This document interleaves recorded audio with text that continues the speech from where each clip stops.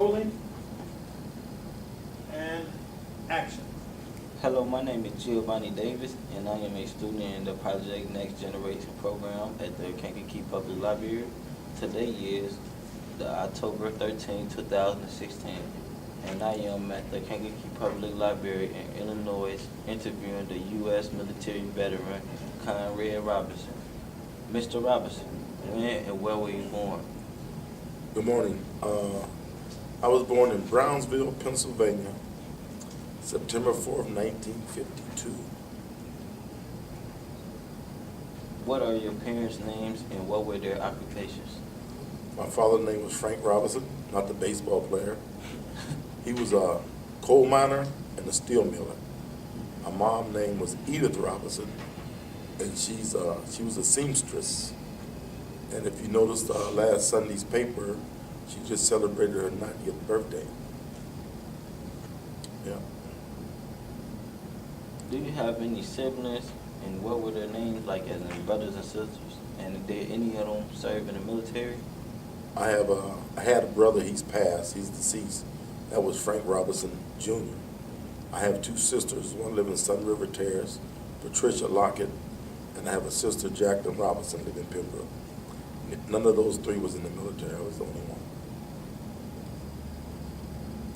What were you doing with your life before you entered the service? Absolutely nothing that amounted to anything. As I probably mentioned to you before, I was living on the edge, getting in trouble, drugs, and got drafted. And I stayed in for 20 years. And I found out that the Army was a good place for me. It was a good fit.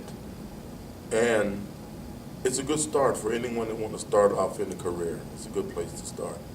So it was a great impact for your life. Oh, yes, most definitely, because I really don't have a clue where I would have been or what I would be now or where I would be or would I be alive. Because like I said, I was living on the edge. And divine grace brought me back. What branch of the service did you serve? Army, 20 years.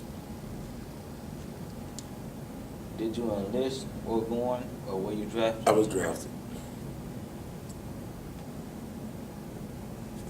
Why did you choose the specific branch of the military that you were in? Well, Uncle Sam didn't give me a choice. He told me, you are going into the Army. The guy next to me, he went into the Marines. So it was just the luck of the draw, I guess. Yeah. Would you tell me about when you departed for training camp and your training camp experience? Yes. I remember the morning I left. I remember my mom waving at me at the door, crying. And I told her I would be home for dinner. And probably 7 months later, I was home for dinner. I took basic training at Fort Polk. It was a unique experience.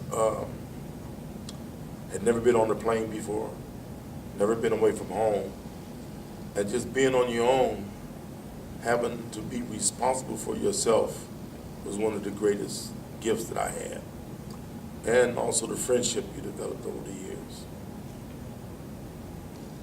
Do you recall your instructors? If so, what were they like? Yes. 72, excuse me, Drill Sergeant Brooks. He will forever be ingrained in my brain and in my heart. That was a mean, ugly man, but he had my best interests at heart. Did you receive any specialized training? If so, what was it? Well, my specialty was in communications, and a result of my communications skills, I had some real good job assignments. So I you worked liked at, them? oh yes, I worked at the Pentagon. I worked up near Camp David, and most duties I went to was pretty good duties. It was good duties. How did you adapt to the military life, including the physical regimen, barracks, food, and social life? Well, you couldn't tell it now, but back then, I mean, you run all day long, and there was no tiredness. And also in barracks life, imagine a room with 40 people in it, everybody doing the same thing at the same time. The room was spotless. Those are disciplines that the military give you. Being someplace on time and taking care of yourself, cleanliness, hygiene, your room. I still make my bed every morning. And I've been doing that since 1972. A lot of people can't say that. Yeah, that's been a long time. Yes, make it every morning. What did you serve? Oh, sir, I served from the beginning, Fort Polk, Louisiana, basic training, Fort Gordon, Georgia, my specialty training. I went to Bangkok, Thailand.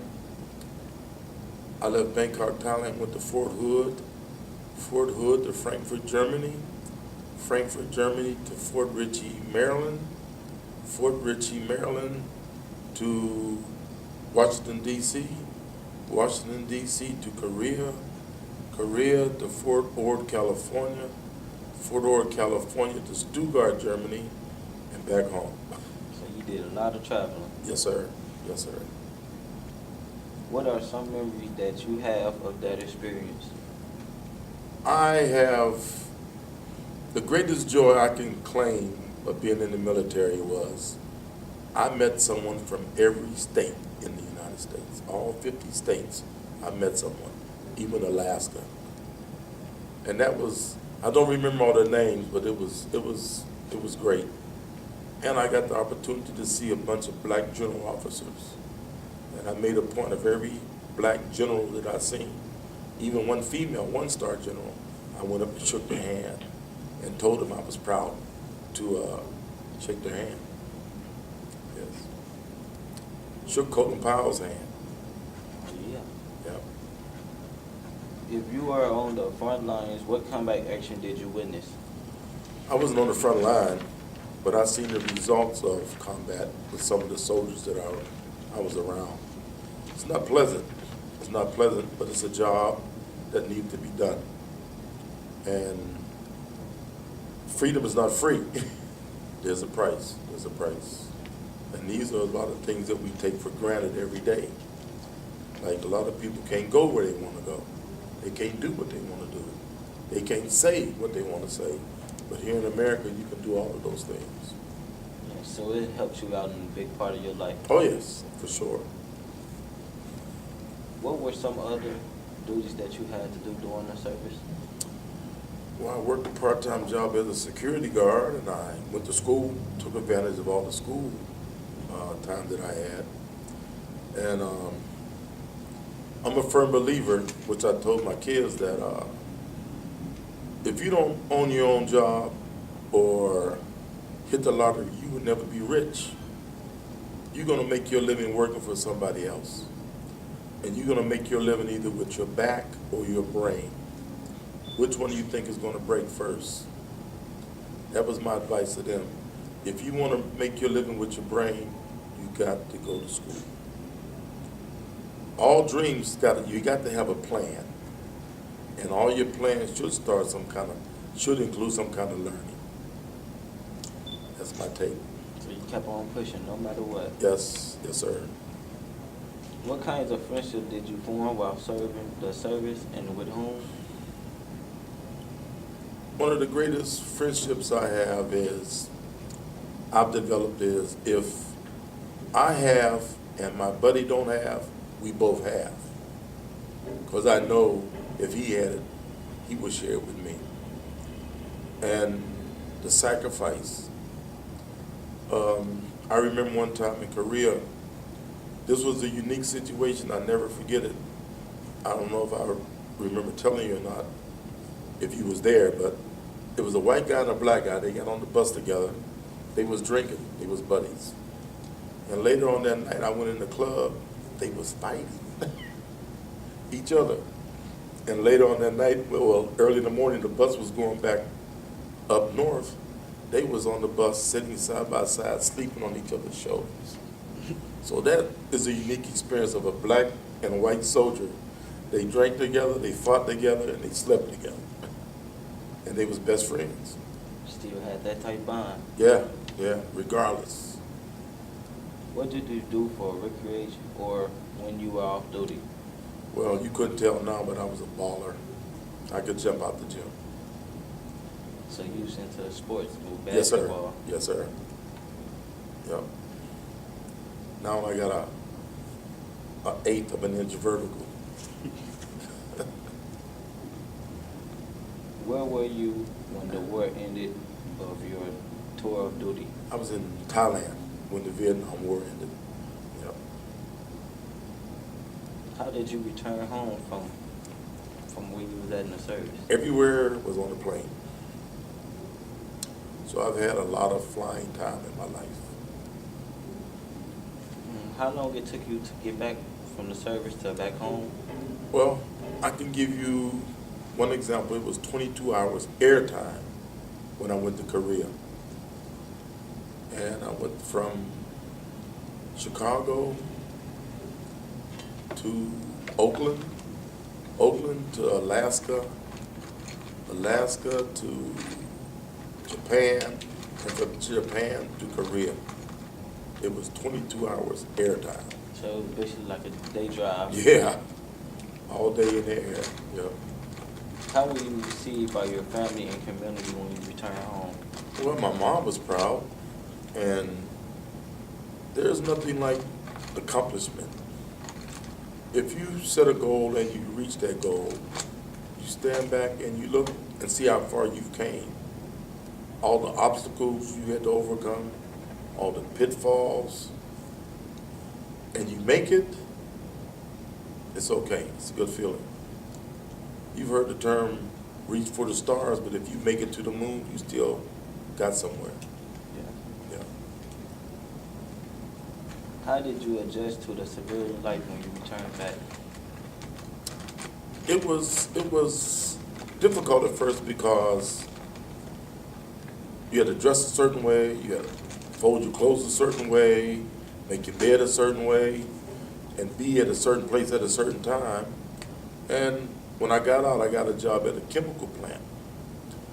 And I did my job with everything I had. And I would see guys slacking on the job, and I couldn't understand how they could slack on the job.